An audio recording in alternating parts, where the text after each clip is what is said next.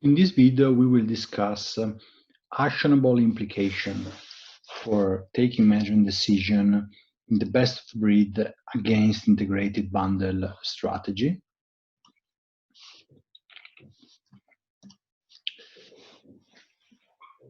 As we have seen in the previous video, the best of breed strategy has three key characteristics: prioritization, in the sense that you prioritize your only product in which you want to excel.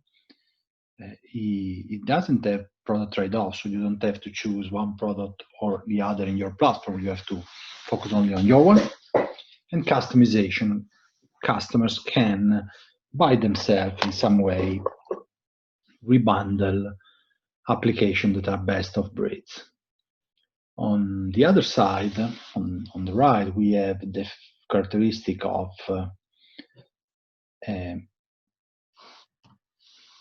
bundle strategy. So you can apply higher prices. You are more efficient in going to market because the cost of acquiring a client is lower vis-a-vis the amount of revenue you can have invoicing and selling and invoicing more applications. And you can create value through integration of different applications. So let's look at when and why best of breed can win, or at least let's say compete with the integrated bundle. The first point you have to consider if you're a manager working on a best of breed strategy in the tech world, in the applications world, but also outside that kind of industry. And you can imagine banking or fashion or any other industry in which bundling is one of the strategy. So if you are in the best of breed mode and you want to win, you have to understand how much is important for customers the experience and the relationship with the product. So if they are heavily users, probably is important, even small changes is important for customers, small changes in the performance. In the case we are seeing and we are confronting Slack with Zoom, it's clear that if you spend many hours every day and many days in a week looking at a screen using a video conferencing, in that case, distortion, video drop-offs, difficulty in usage are most important for customers. If you do video conference once in a week or once in a month, that kind of small vis-a-vis the competitors' troubles are not really pissing off the customers. Second point is if your customer is able to maximize the potential value. So, for example, large companies with many users can do their bundle, so they can hire for the job they want to be done a number of different applications, each one the best of breed in his field. And on the other side, also you as the application, as the product, the best of breed product, you can try to platforming your best of breed product with other applications. The point is how much the incremental value you can offer being a best of breed. And here we have a case. In the moment in which in 2016 Microsoft launched Teams, there was a reaction from Slack, and the Slack was making advertising in every newspaper, as you see in the chart, and was saying going to have that Microsoft was going to have to match our commitment to their success and take the same amount of delight in their happiness. So the point was, are you able to commit to the customer in a specific product, and you will be able to delight customers in the way in which we do, because you are a bundle strategy application and we are the best of breed application So here, the point, if we go to the theory of management, is to understand how much is the incremental value I have to offer, being a single application vis-a-vis a bundle. So let's do some simple math. Let's suppose that there is a customer who is buying for $100 a bundle of 3 applications. The 3 apps add some value for our customer. It's up 1, it's 55, up 2, it's $50, up 3 is 5. So the total value for the customer, the added value of this bundling for the customer is 110. The price is 100, so the deal is done. The customer has an higher value vis-a-vis his price, is an higher willing to pay vis-a-vis the price by $10, and so he proceed with buying the platform of applications. Then let's suppose that you have an App 3 Plus that is competing with App 3, and you want to sell to the same customer your App 3 Plus that is best of breed and better than App 3. Which is your pricing strategy? Would you sell it for $10 so that you try to keep all the value you are adding to the customer? Your App Plus 3 has an added value of 10 vis-a-vis the App 3 that has only 5 in terms of added value for the customer. So if you make $10, at the end of the story, you're getting all the willingness to pay of the customer. But you can go for, let's say, a discounted $5, saying to the customer, I give you 10 in terms of dollars, in terms of value, in terms of added value, and I just ask you for 5, or you go for a super discount of $3. So which will be the solution, or which will be your pricing strategy in terms of actionable decision making in the moment in which you put a price on your newly best of breed App 3 Plus? So let's look at the 3 scenarios. If you go for the $10, the added value for the customer will be 5. Why 5? Because it's 10, the added value for your App 3 Plus, but already the customer has 5 in terms of added value from the, let's say, average, standard, good enough App 3 that is bundled. And so the additional value, if the customer switch from App 3 to App 3 Plus, it's going to be only 5, and so you cannot charge the customer $10.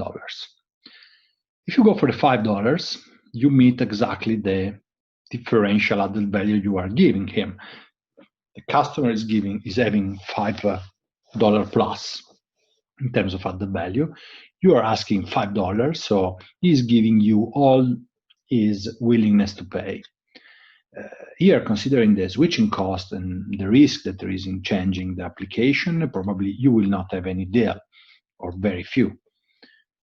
Let's suppose and go to the super discount scenario, $3.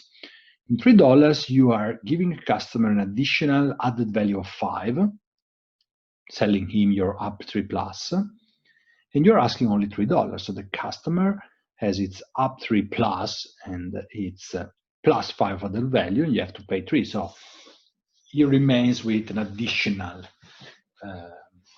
2 in terms of added value on your transaction, and he's happy to buy for $3. Here the point is that to do that, you have to create something that generates added value of 10 and cost only $3, not something really easy to accomplish. If you want to see the check in the reality of this, look at the reaction and the performance up to 19, so before the COVID and the smart working surge. So in standard normal moments in which the usage was probably less of Slack than during the COVID-19, and even in that case, teams from Microsoft was able to overcome Slack number of users. So the point is that the integrated bundle has a very, let's say, simple job to do. It's just to very quickly copy what the best of breed are doing. So when you are the best of breed, you're just running against the others, and you must run very fast because the others are just running behind you, copying everything you, as a best of breed player, do in the market. And usually, you have to consider that giving the structure, the pricing power, and the efficiency in sales, you're usually competing with big guys with big pockets, so they can easily put a lot of people and a lot of code writer and a lot of analysts to copy what you are doing. So if you want to go for the best breed in terms of real management decision, you have to do three things. The first one is maintain the distinction, differentiate your product. For example, here, in the moment in which you run faster than others, if you have something that is difficult to copy or to imitate, if you want to use the right strategic word, if it's difficult to imitate, you have more time. And so, for example, in video conference, Zoom had more space to innovate and not be copied very fast. On the other side, managing all that complex technology is crucial to keep your distancing from the bundled strategy. Second point is how much you can lock in the customer. So in the moment in which you have the customer that is locked in your product, then you can a bit defend your best of breed product, because people don't want to switch even if there isn't a similar imitation kind of product in the bundled. It's difficult to learn how to use it, so you probably have some potential to defend your competitive advantage. Here there is a point that is quite difficult to cope with, and is that usually to have to sell your best of breed product, you tend to be an easy to use kind of application. You have very wonderful customer experience. You are very, let's say, intuitive customer experience. Therefore, you're not very locking in your customer. The third point is importance of across application synergies. So the point here is that you must be incredibly sure that what you are developing and the product innovation you are doing, it's something that can resist the fact that when you create bundled application, there are synergies in this bundle, and so you can be suddenly obsolete. For example, in the case of Zoom and in the case of Slack, Teams will have a very strong competitive advantage if it turns out that there's a value for the customer in doing video conferencing and document editing in the same moment. In that case, Microsoft, that is very potent, very, very powerful in application, office application, will have an advantage vis-a-vis Zoom or vis-a-vis Slack. Last point is the network effect between stakeholders. Here we come back to the concept we put at the beginning of the first video on this best of breed against bundle strategies. It is platformization. So you can create an ecosystem of a platform of many best of breed application. In that case, probably you can little by little compete with the bundle strategy, because you are becoming as well a bundle of best of breed instead of a list of average products. This is quite complex, and on the other side, it takes into, let's say, into the field effect that being a platform of best of breed tend to transform you in a bundle of application. Therefore, you are competing against the integrated bundle strategy applying the same strategy. Therefore, you are, let's say, going to imitate instead of differentiate vis-a-vis your competitor. And this is probably, in terms of management practical implication, the fact the proof that it's not very easy to compete in that kind of context.